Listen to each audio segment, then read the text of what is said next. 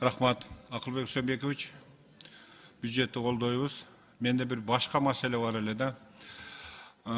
Мага кече Кашкар кыштак айыл өкмөтүнөн депутаттар чыкты. Сразу айтайын, бул мага тиешеси жок, бизге тиешеси жок. Бул жерде мына Айбек Жунушалиев жакшы билет, тышкы иштер министри жакшы билет, Аскарбек Сапарбеков жакшы билет. Bir biznesmen Турциядан. Бияка хлопкочистительный завод курган бир бизнесмен менен кошо. Анан ал куруп бүгүнкү күндө ошо хлопкочистительный завод иштеп атат. Анан ал бизнесмен ушу мен почетный консул болсом Кыргызстанда, Кахраман-Марашта. Мен ошол жерге бир швейный фабрика куралы деп ошондой бир жыйынтыкка келишкен эле. Анан биз мына Айбек Жунушалиев сиз ак үйдө иштеп атканын жакшы билесиз. 1 жылда 4 гектар жерди ошого чечим чыгардык. То есть трансформация болду, башка категорияга өтүп. Кече буквально bir айга жетпей мурунку ноокатка кетип аткан аким, мурунку мына өзүңүз билесиз, Кашкар кыштакка кире бериште бир Евразия грунт деген 5 гектар жери бар. Бүгүнкү күнү 20 гана адам иштеп аткан бир швейный фабрикага ошого чечим чыгарып берип коюшту. Аны биз 1 жылдап аракет кылып, мына Айбек Жунушалиев алдабаса керек, Аскарбек Сапарбеков турат, тышкы иштер министри турат.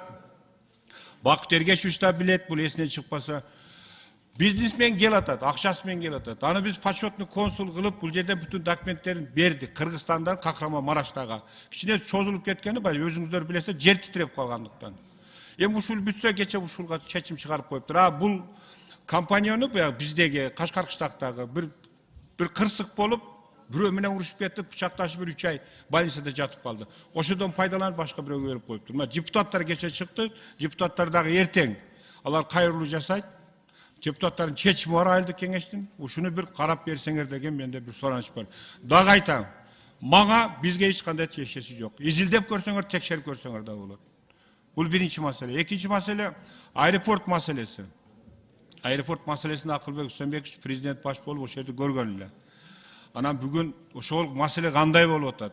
Мен ошондо дагы түшүндүрдүм эле, сизге кирип дагы түшүндүргөнмүн. Геополитика боюнча бул жерде оор маселе турат да. Ошол аэропорт маселеси бүгүн эмне болуп атат дегенде менде суроо бар да. Азыр эми ошо аэропорттун, анан Бишкек аэропортун модернизация кылабыз деп инвесторлор менен сүйлөшүүлөр жүрүп атат. Жаңы аэропортторду куруу боюнча азыр Россиядан специалисттер келип жалабаттыкын тактап беришти. Кийинки келишинде муну менен Манас аэропорту аракет кылып атат. Кийинки келишинде Оштогу аэропорттун жайгаша турган координаттарын тактап беришет. Ал жерде мага иштеп атабыз, жаңы аэропорт курам деген инвесторлордун баарын чакырып атабыз. Акылбек Сөмбекович, мен аэропорттун жетекчиси мага чыкканда, ушу 2 айыл өкмөттөн 1,5 миллион төлөш керек дегенден, биз төлөй албайбыз дегенде мен 2 айыл өкмөттөн 750 миңден да которгуздуруп бергенмин да.